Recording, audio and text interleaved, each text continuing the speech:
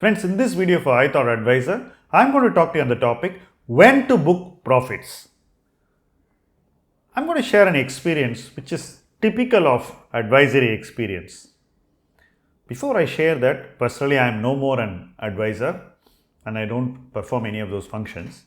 And this experience is more to make you understand how decision making happens or how it does not happen, and the impact of ensuring that decisions are made or suffering the consequences of decisions which we refuse to make.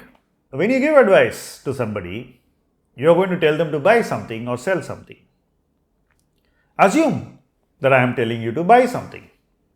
When I tell you to buy something, it could be a stock or an ETF or a mutual fund which is completely out of favor. For example, during the lows of 2020, an ETF investing in Nasdaq was a very obvious choice because America had already announced a QE, so it was obvious that a lot of money is going to slosh that economy, and that would help businesses which are efficient and which will work without interruption.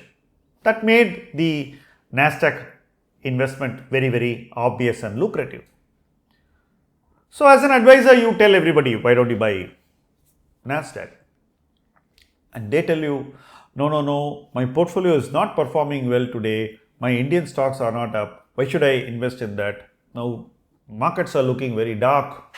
It's not a good time. So principally, most people disagree not on the merit of the individual investment, but on the merit of their own mind state, circumstances, and often what others are telling them or doing. So, peer pressure, personal pressures all come together in a person not accepting that decision. Flip to 2022. It made sense to sell the Nasdaq, the same ETF. So, the few of the people who bought it, if you went and told them, please sell this, they again question, why are you selling this? It's up so much. So essentially, we don't want to buy something which has fallen a lot, nor we want to sell something that has risen a lot. So selling always becomes more difficult for us, especially when we have not got our buying to the desired level. So if you bought too little, you don't want to part with that, whereas that investment has to be dealt on merit. Most of us fail to see the merits. That is why we don't deal with investments on merits. So when you fail to see the merits, you don't buy enough, or you don't buy at all, or you buy too little. And because of all these three things, when it comes to selling, either you don't have what needs to be sold, or you have too little, or you feel you have not bought enough. That is psychological. When this happens, investors generally miss out on selling. So on the one side, you miss out on buying correctly. On the other side, you miss out on selling correctly, and both are connected. But most investors don't see the connection. They see buying separately and selling separately, while their decision making is the same in both. If you really see buying and selling separately, then you should apply a different approach to both.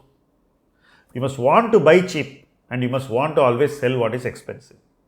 If you just come to this simple mindset, then making decisions is actually a lot easier, because it will be very obvious to you as to what is really cheap, and equally obvious to you as to what is very, very expensive.